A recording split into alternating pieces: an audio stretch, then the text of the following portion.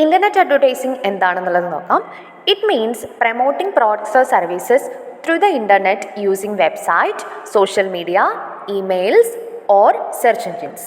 അതായത് ഒരു കമ്പനിയുടെ പ്രോഡക്ട്സോ സർവീസസോ ഇൻ്റർനെറ്റ് വഴി പ്രൊമോട്ട് ചെയ്യുന്നതിനെയാണ് ഇൻ്റർനെറ്റ് അഡ്വർടൈസിംഗ് എന്ന് പറയുന്നത്. ഓക്കെ, അപ്പോൾ വെബ്സൈറ്റ് വഴിയോ സോഷ്യൽ മീഡിയ വഴിയോ ഇമെയിൽസ്, സെർച്ച് എൻജിൻസ് ഒക്കെ യൂസ് ചെയ്തുകൊണ്ട് അതുവഴി നമ്മുടെ പ്രോഡക്ട്സിനും സർവീസസിനും പ്രൊമോട്ട് ചെയ്യുക, അഡ്വർടൈസ്മെൻറ്റ് കൊടുക്കുക, അതിനെയാണ് ഇൻ്റർനെറ്റ് അഡ്വർടൈസിംഗ് എന്ന് പറയുന്നത്. ടൈപ്സ് ഓഫ് ഇൻ്റർനെറ്റ് അഡ്വർടൈസിംഗ് ഉണ്ട്. അതെന്തൊക്കെയാണെന്ന് ഓവറോൾ ആയിട്ടൊന്ന് പറഞ്ഞു പോകാം. ഫസ്റ്റ് വൺ പറയുന്നത് ബാനർ ആഡ്സ് ആണ്. അതായത് ഇപ്പോൾ നമ്മൾ ഓരോ വെബ്സൈറ്റിലും ഇമേജ് അല്ലെങ്കിൽ വീഡിയോ ഒക്കെ ആയിട്ട് നമുക്ക് ചില ആഡ്സ് കാണാറുണ്ട്. ഓക്കെ, അങ്ങനെ വരുന്ന ആഡ്സിനെയാണ് ബാനർ ആഡ്സ് എന്ന് പറയുന്നത്. ഇനി അടുത്തത് സെർച്ച് ആഡ്സ് ആണ്.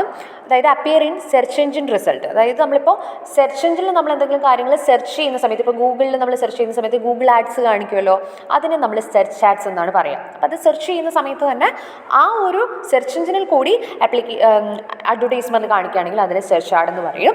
ഇനി മൂന്നാമത്തേത് സോഷ്യൽ മീഡിയ ആഡ്സ്. അതായത് നമുക്കറിയാം ഒരുപാട് സോഷ്യൽ മീഡിയ പ്ലാറ്റ്ഫോംസ് ഉണ്ട്, ഫേസ്ബുക്ക്, ഇൻസ്റ്റാഗ്രാം, യൂട്യൂബ് അങ്ങനെയൊക്കെ പറഞ്ഞിട്ട്. ഓക്കെ, അപ്പോൾ ഈ പറയുന്ന കാര്യങ്ങളിൽ കൂടിയൊക്കെയാണ് അഡ്വർടൈസ്മെൻറ്റ് കൊടുക്കുന്നതെന്നുണ്ടെങ്കിൽ അതിനെയാണ് സോഷ്യൽ മീഡിയ ആഡ്സ് എന്ന് പറയുന്നത്. ഇനി ഇമെയിൽ ആഡ്സ് ആണ്. അതായത് യൂസേഴ്സിൻ്റെ അല്ലെങ്കിൽ നമ്മുടെ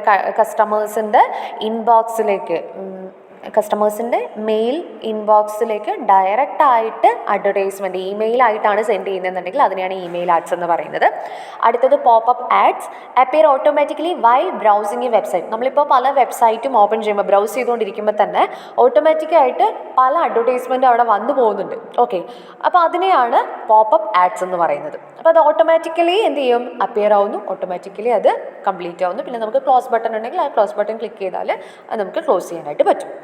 അടുത്തതാണ് വീഡിയോ ആഡ്സ്. അതായത് shown before or during online videos. നമ്മളിപ്പോൾ എന്തെങ്കിലും വീഡിയോസൊക്കെ കണ്ടുകൊണ്ടിരിക്കുകയെന്ന് വിചാരിക്കുക ഓൺലൈനായിട്ട്. അപ്പോൾ ഈ ഓൺലൈൻ വീഡിയോസ് ഒന്നെങ്കിൽ നമ്മളത് വാച്ച് ചെയ്തുകൊണ്ടിരിക്കുന്ന സമയത്തോ അല്ലെങ്കിൽ ആ ഒരു വീഡിയോ കാണുന്നതിന് മുൻപോ അപ്പിയർ ആവുന്ന വീഡിയോ അഡ്വർടൈസ്മെൻറ്റിനെയാണ് വീഡിയോ ആഡ്സ് എന്ന് പറയുന്നത്.